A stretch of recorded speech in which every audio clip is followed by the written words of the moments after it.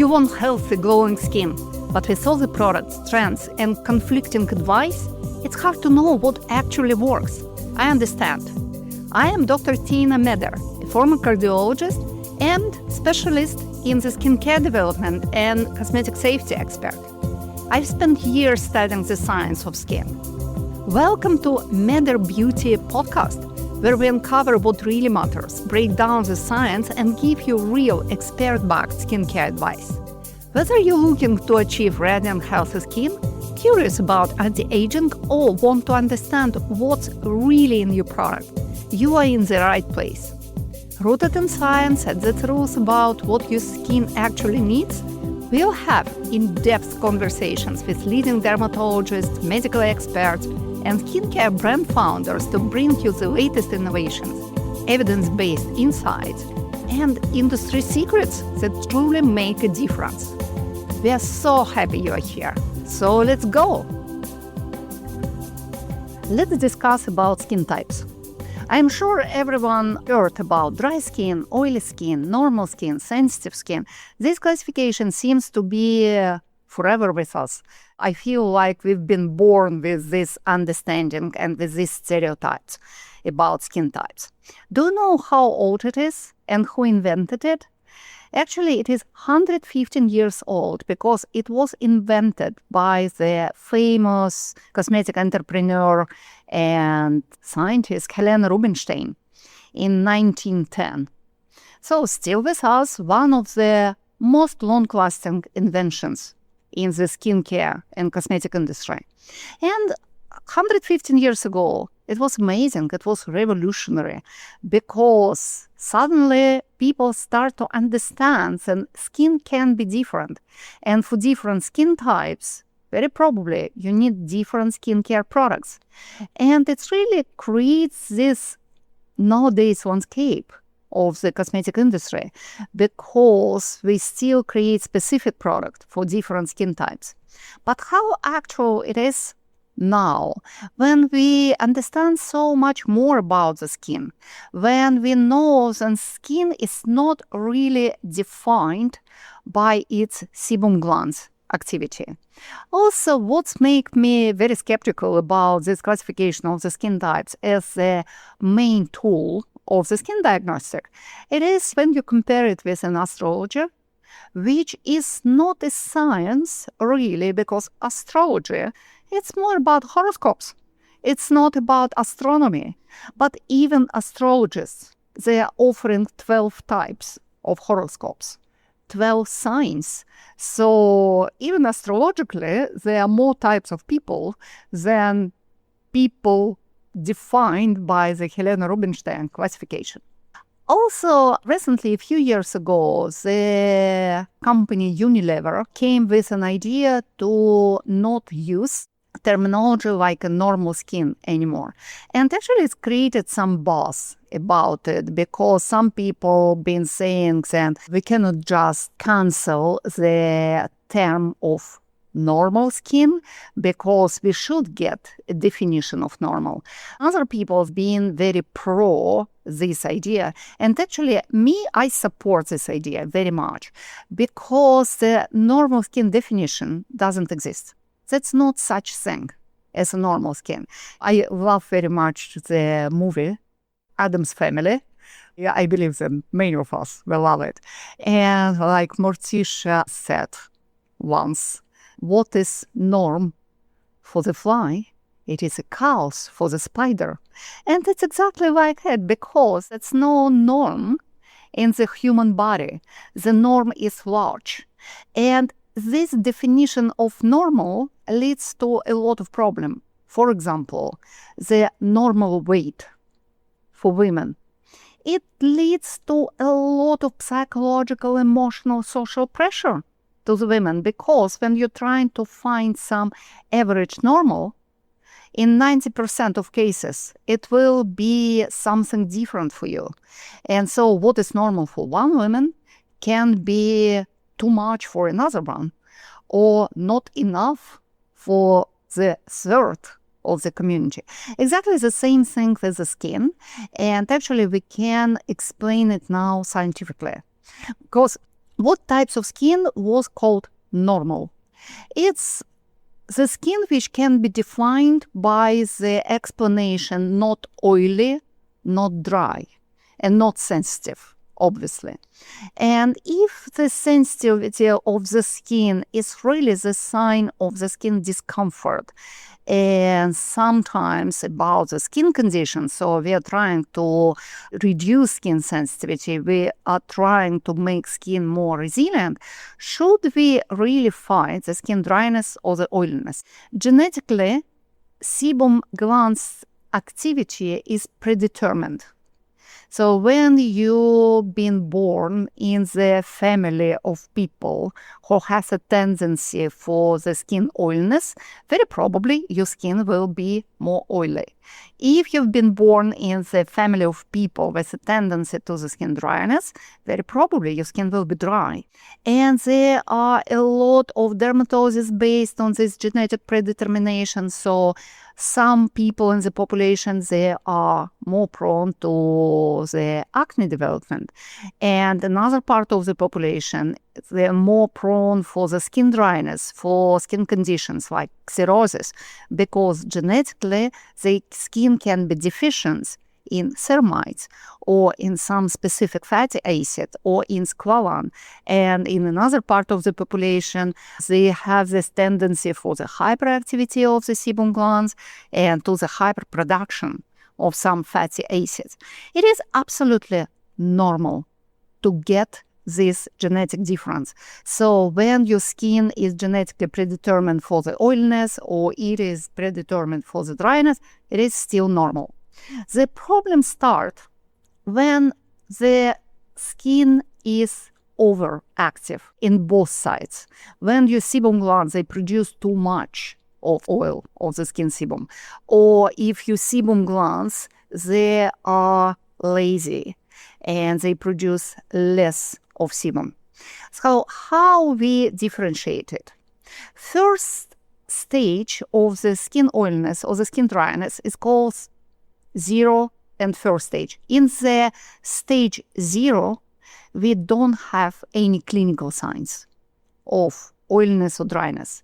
And actually stage 0, it's really near to this normal skin. But it still has this genetic predetermination. So under some condition, for example, when you are stressed or when you are aging, during the aging process, when the skin becomes more mature, you can go to your genetically predetermined way more actively.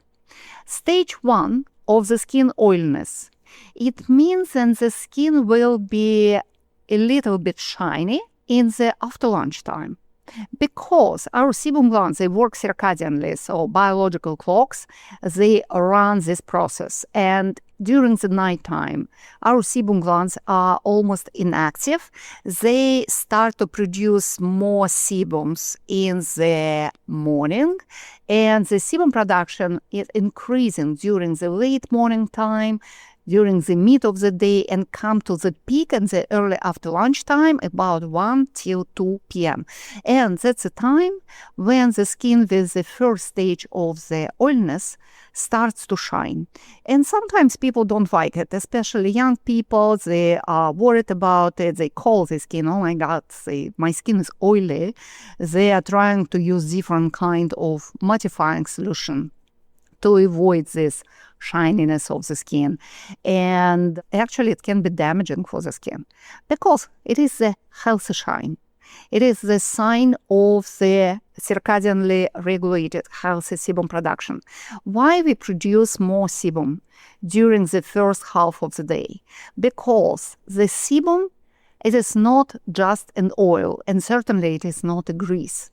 The sebum, it's a very complex blend of different fatty acids, lipids, including ceramides, and many of them, they have antioxidant ability. Also, the sebum for its active form should be transformed and, let's say, digested. and it is digested by the microorganisms, by the bacteria living on the skin. And one example, it is a Cutibacterium acnes, the bacteria which can be involved in the acne development, but it is beneficial in the healthy state. So when your skin starts produce the sebum in the morning, your Cutibacterium acnes activate. It is their breakfast and their lunch. And when they hydrolyze the sebum, it's transformed to the antioxidant liquid blend of lipids covering your skin by the very thin film, which is protective. It protects you from the ultraviolet damage, it protects from free radicals damage, and also it helps to hold water molecules on the skin surface. So it is hydrating and antioxidant protecting. During the evening time, the sebum production will be naturally reduced, and once again, during the night, your sebum glands will sleep as well as you. So it's time of restoration, because in the nighttime, the skin is going to repair mode, and during the daytime, the skin is in the protection mode, and the big part of the skin protection, it is sebum production. So first stage of the skin oiliness, it's perfectly healthy and it is normal. No need of any types of intervention. And actually, no need of modification. No need of any kind of sebum regulation products. Fortunately, now the trend changed, and if in 90s and in the first decades of 2000s, we've seen the trend of the matte skin, so everyone been using a lot of powders, and all this mattifying foundation have been really trendy. It was a hype of the matte face. A lot of makeup artists offered this matte face solution. Now, the trend is completely opposite. You should shine. The trend is a glass skin. The trend is a glossy skin. And the same people who tried to mattify this face 10 years ago, now they are using a lot of products which make their skin shine and reflect light as a mirror and Christmas toy. And actually, it's quite beautiful. Why not? Until the stage then your skin is comfortable and not inflamed, it is healthy, it is normal. But sometimes the sebum production is overactive.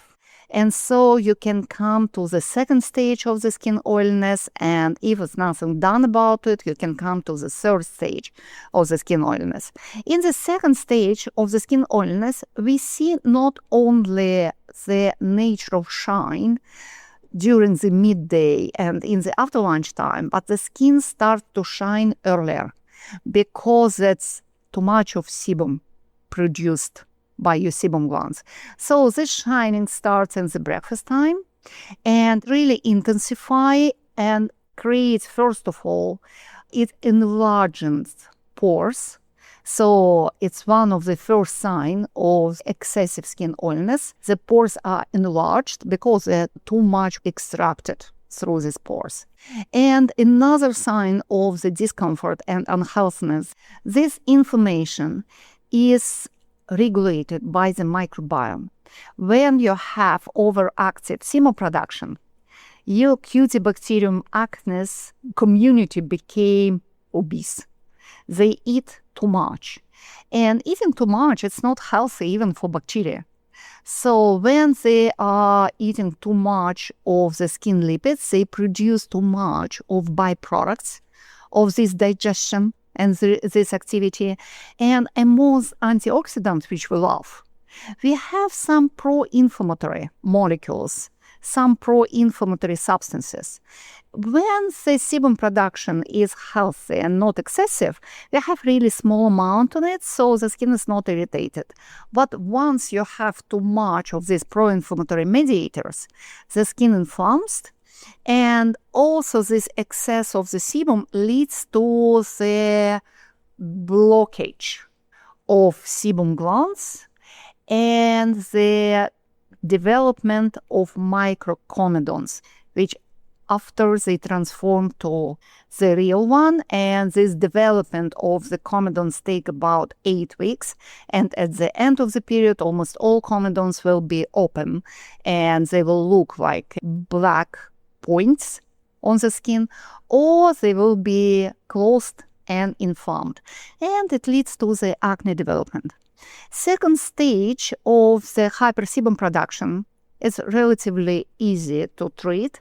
So when you see then your skin become shiny during the early morning or during the breakfast time, you should start to use mattifying and sebo-regulating skincare products.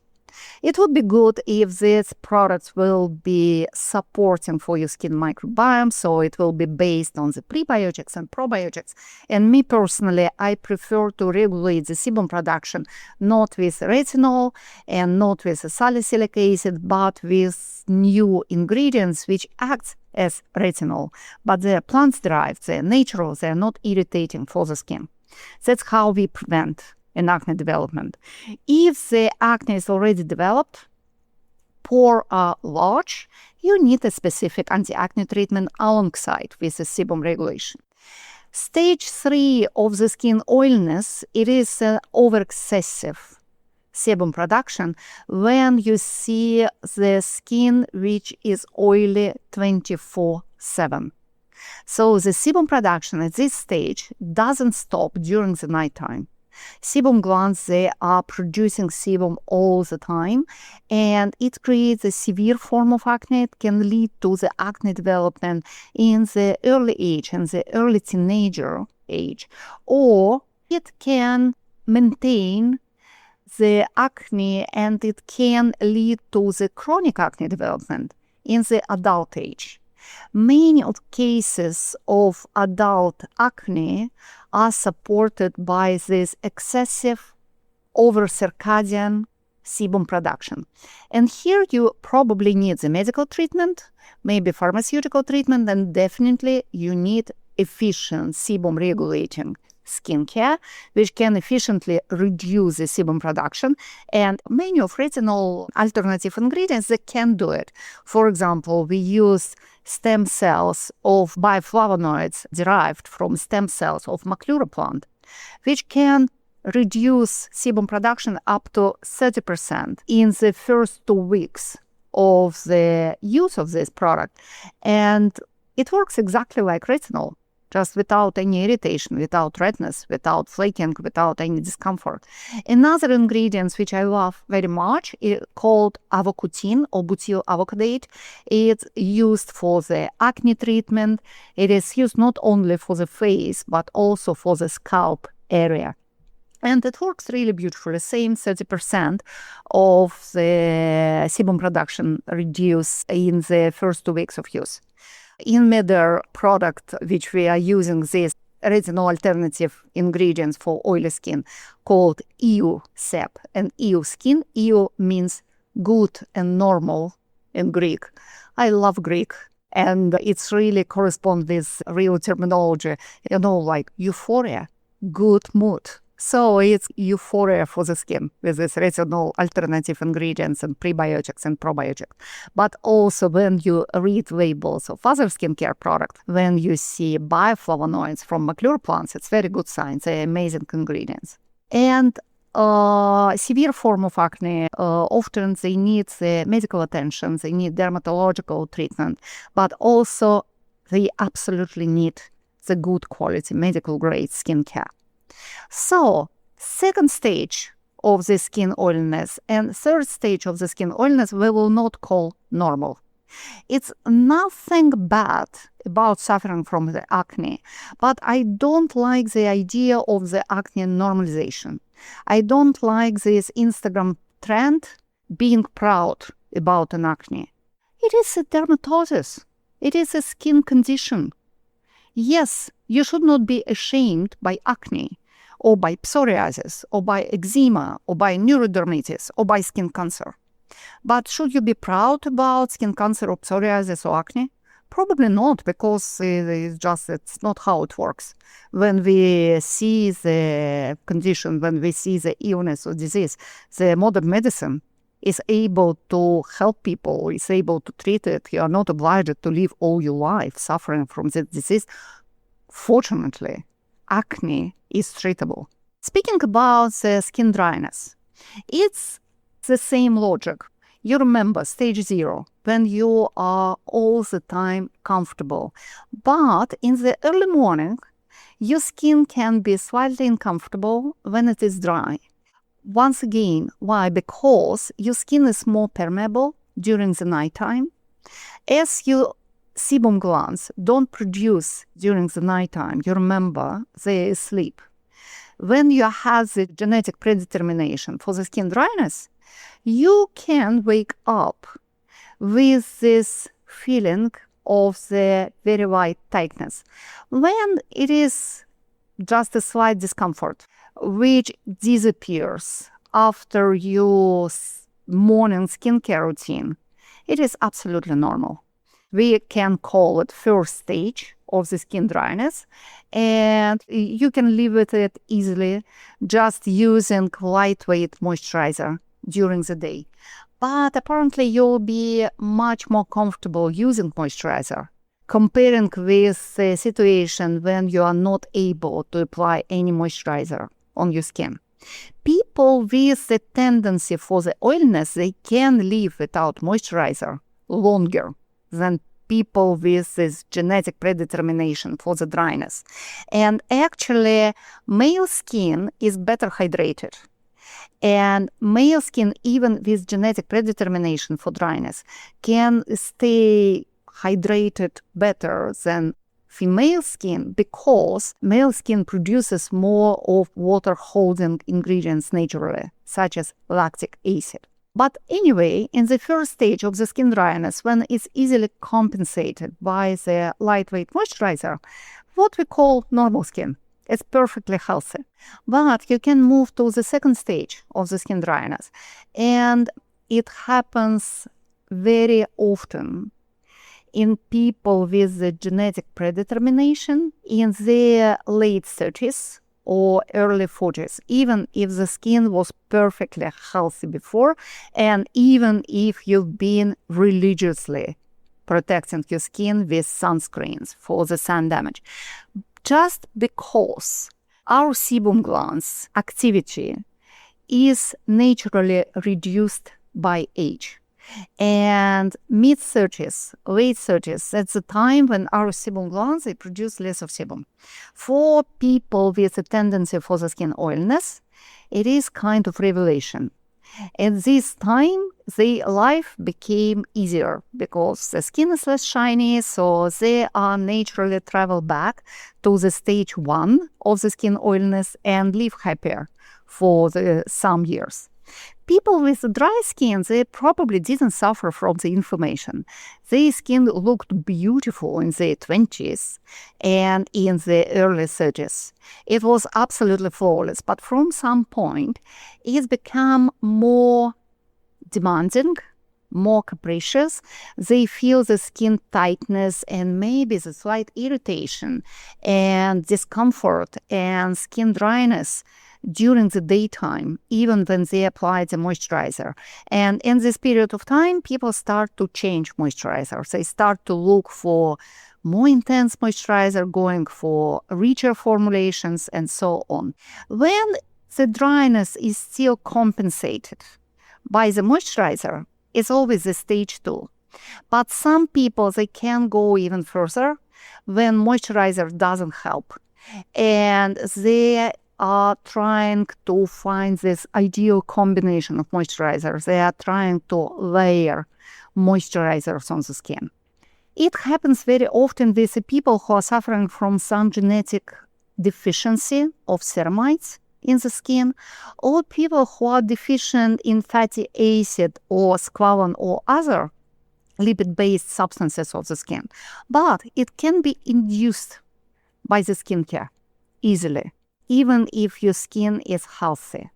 All types of skincare which can be disturbing for the skin barrier, which can make thinner the stratum corneum of the skin, and all types of skincare which speed up the skin renewal, all of them, they are leading to the skin dryness, and they are absolutely all the time leading to the progress of genetically predetermined of the skin dryness.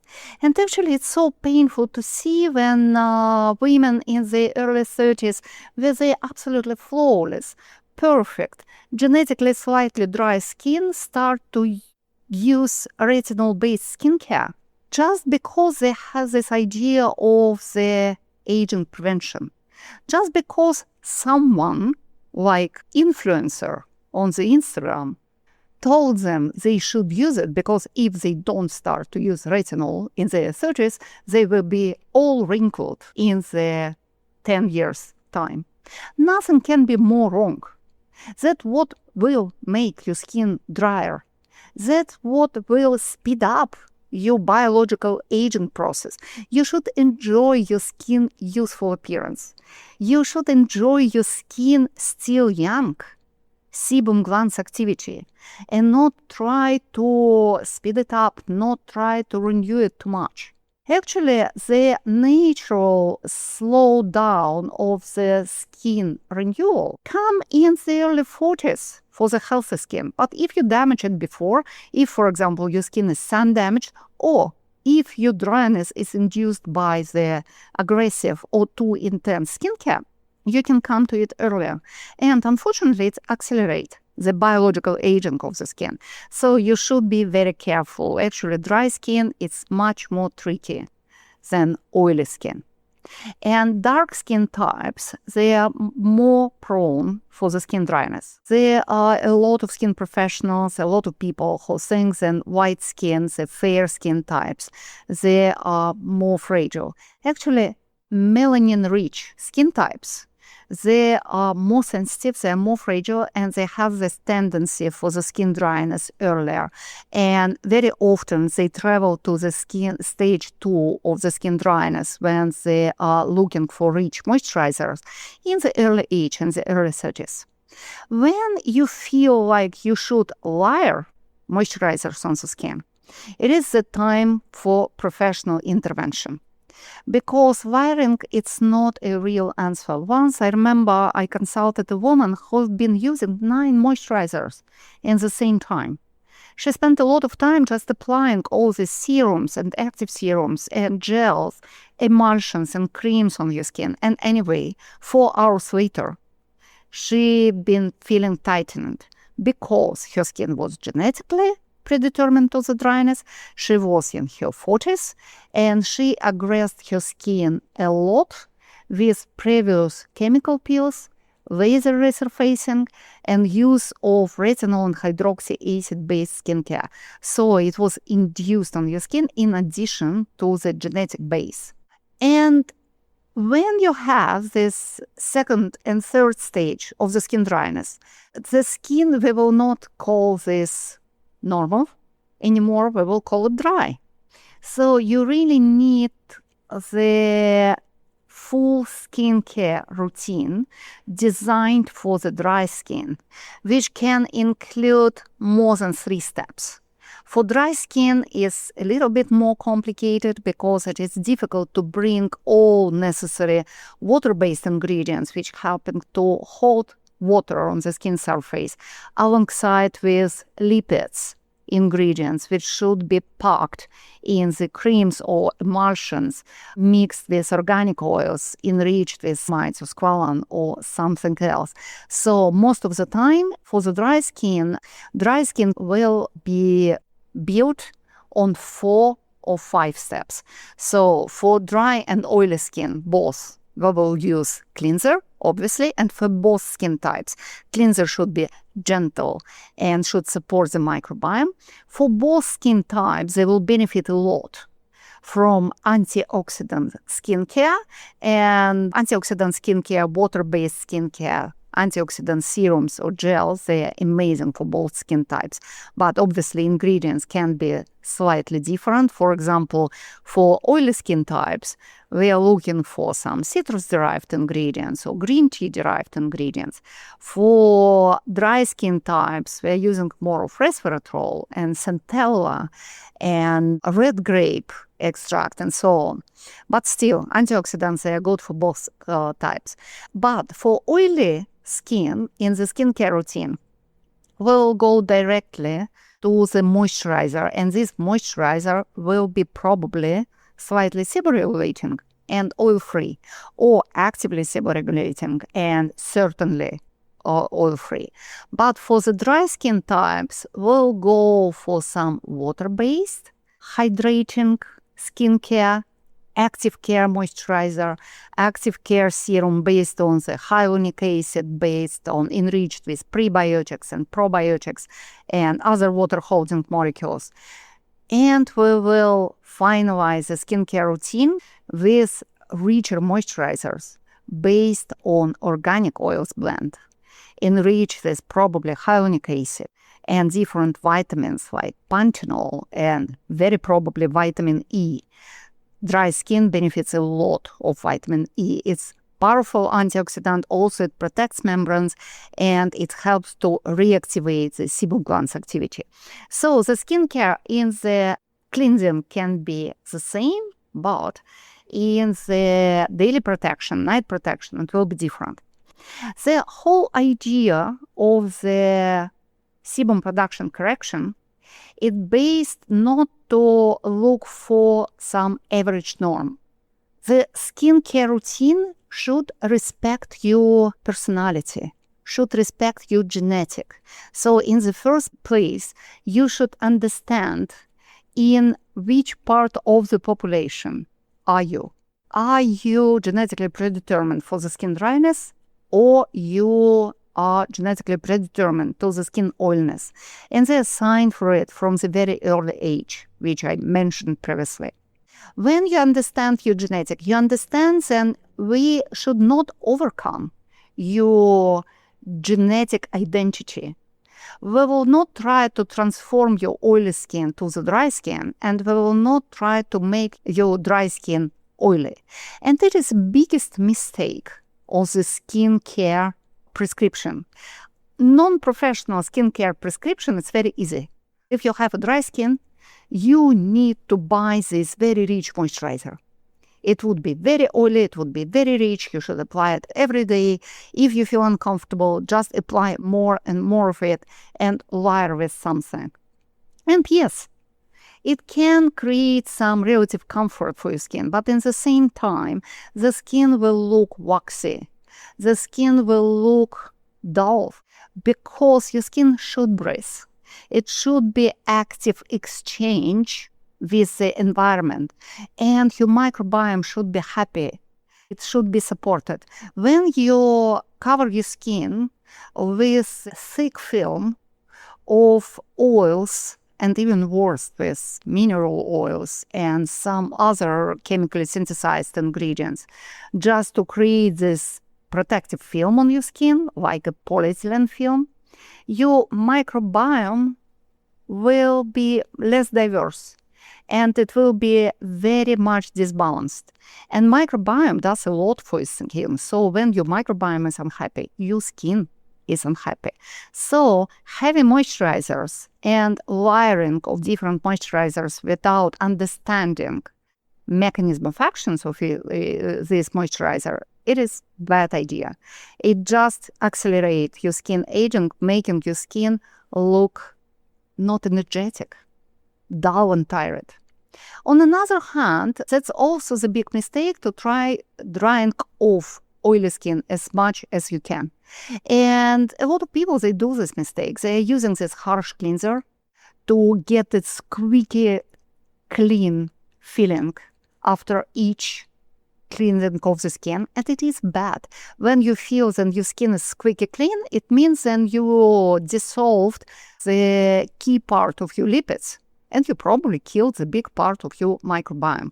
In the young age, your skin tried to repair, so your sebum glands will be even more overactive because you make them produce excessively the sebum every morning and every night, because you cleanse up the skin so harshly and so excessively.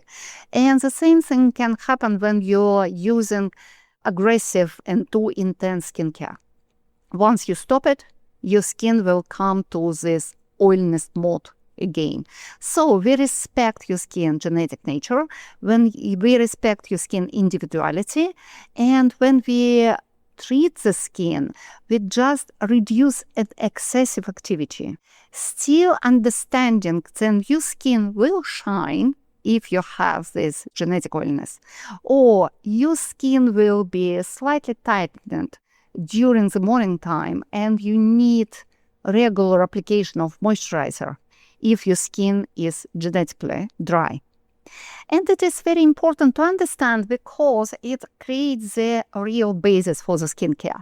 But Helena Rubinstein classification, dry, oily, sensitive, it helps to create only the basic daily skincare routine. Because asking how sensitive your skin, we can create some calming skincare routine for sensitive skin, or we can go a little bit more intense and active with more stimulating ingredients. And the second step, the second question, how dry or oily your skin, we go for regulation of the sebum production in both sides, trying to bring you back to the stage 1 of skin genetic oiliness or skin genetic dryness. But what about wrinkles? What about pigmentations? What about other skin characteristics, like maybe puffiness or how your skin reflects the light? Here we need more information, and that's why more progressed skin classification are really needed. Now, finally, the classification of the skin created in the beginning of 2000s by the amazing dermatologist from the Miami University, Professor Leslie Bauman, came really handy. Dr. Bauman created this classification almost 20 years ago, and it helps to understand not only dryness in the skin, but also we are speaking a lot about the sensitivity, and not just yes or no sensitivity, but the intensity of the sensitivity and characteristics of the sensitivity.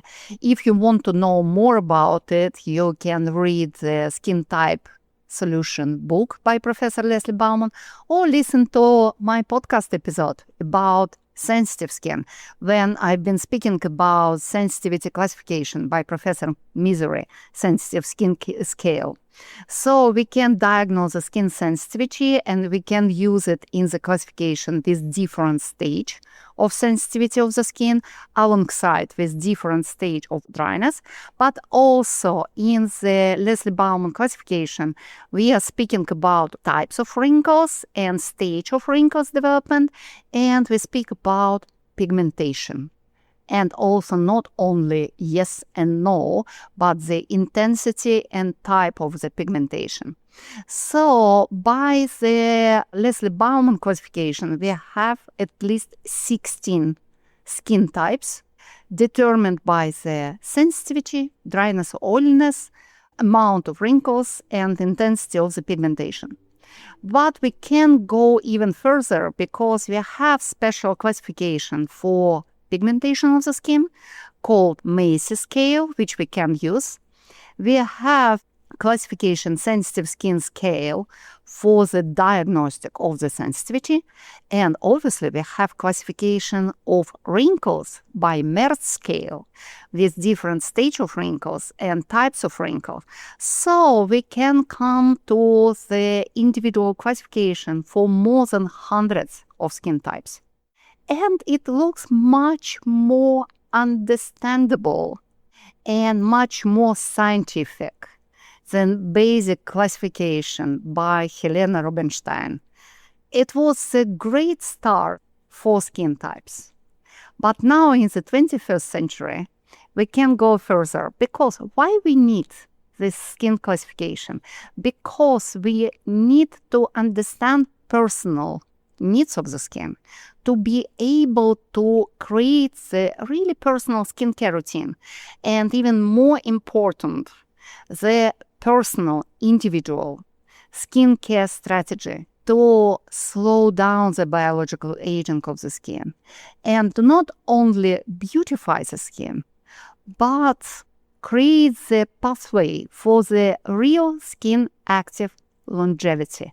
So if you have any question about normality of any of skin conditions, if you're interested in the skin classification, please leave comments on YouTube or other platforms when you're listening to Meder Beauty podcasts, or just come to our socials, Meder Beauty Instagram account or my personal account, Dr. Tina Meder, and I will be happy to discuss everything with you.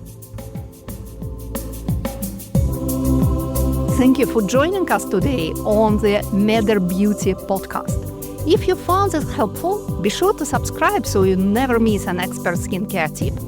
Have a question or topic you'd like for me to cover? Send me a message at podcast@mederbeauty.com and let's keep the conversation going. Also, you can visit mederbeauty.com and discover Meder Skincare, which I created. And if you enjoyed the show, I'd love if you left a review. It helps others find the podcast and keeps us growing. Until next time, stay healthy, stay glowing, and take care of your skin.